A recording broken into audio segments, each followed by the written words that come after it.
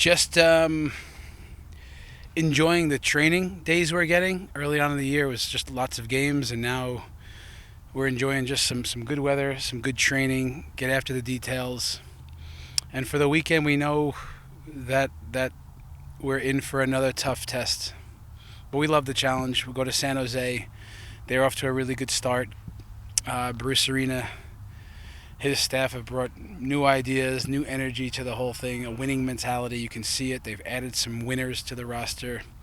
It'll be a great challenge. We love it. And just trying to get the boys healthy, get us right, and get us on the same page. And some of those details to maybe fine-tune that we saw in Austin, what are you expecting to change at all, and what are the tactics heading into this match? Well, it's just such a different challenge, the way they use, Josef Martinez with Arango, with Lopez, with Espinoza. They have such a dynamic attack. They open the field, they play with width, but they load the central areas with quality, really good players, good movements in the box. So, the box defending, transition moments against them defensively will be really, really something that we have to bring our A game with, to understand where they can hurt you and then to understand where we can maybe challenge them. So we like the little preparation for the chess match, but most of all, we know we're at our best when we're sticking to who we are, playing with energy, being the aggressors. And you mentioned Bruce Arena. What's your relationship with him throughout the years, and what are you kind of expecting out of this matchup? Well, anyone who knows me well knows that Bruce is a mentor. I mean, I love Bruce Arena. He gave me my first opportunity with the U.S. national team at the end of 1998. And if it was one game, I owe the world to him, that he gave me the ability to put on a national team jersey. But then when I got to know Bruce and Phyllis, his wife, and Kenny, his son, they're just wonderful people. Again, a mentor to me in many ways. So many of my football ideas come from Bruce. His management style, the way his teams compete.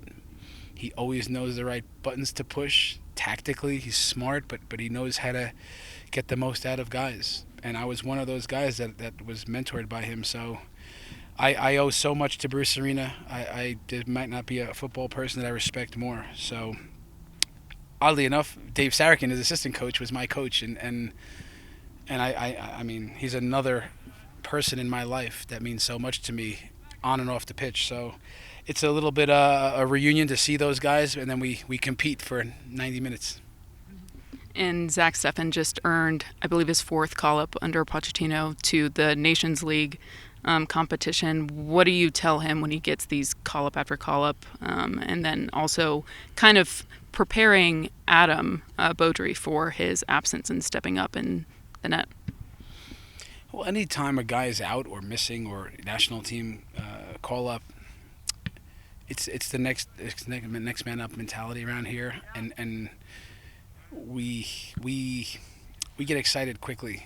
Just like we did with Adam last year in Austin, we were a few minutes away from all 3 points. But in the goalkeeper position, you don't always get the chance to rotate, and especially when you have a number one like Zach. So, but we're excited for Adam, for sure, and more than comfortable with Adam. He's a good goalkeeper. He's got a good process with Sharpie and Zach and all those guys. It's such a strong culture with what they do.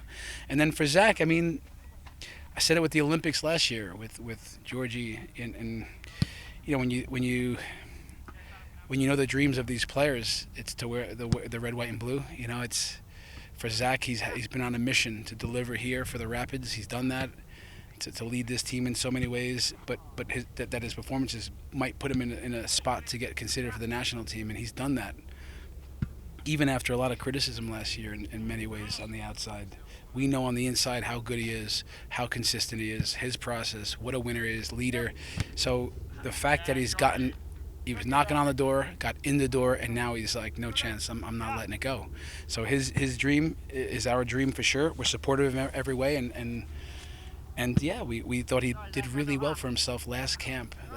Was it against Costa Rica? A solid game, big saves, very steady. And within 3 games now in MLS play this year, who's really standing out to you? Who do you think is going to make a big impact on the field this weekend against San Jose? Listen, it's a good question. I think Hafa, Navajo up the pitch and Georgia are reference points, but I can't just say their names. I'm not afraid to point one guy out here.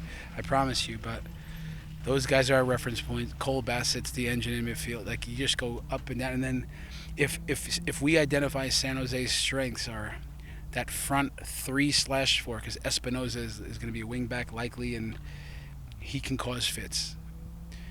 Then our back line and Zach has to be in on it. So that we'll need them in every way to be so tuned in to take away their biggest strength. So I think, if I'm being honest, it's going to take everyone, every substitute, every player that starts to be responsible, to meet the demands of a difficult game against good players. So it'll be the collective that wins us the game.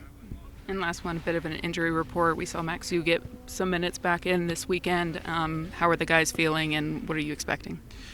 Yeah, guys are recovering. These training days means that we can modify and get guys back to full strength.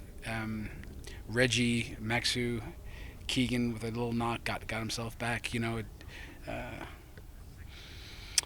Connor Ronan now, he's a couple of days away. Sam Vines is getting close. Jackson Travis. We have some of these guys, and Ian Murphy took a knock. We got a bunch of these things brewing. It's the contact sport that it is. But yeah, we're getting.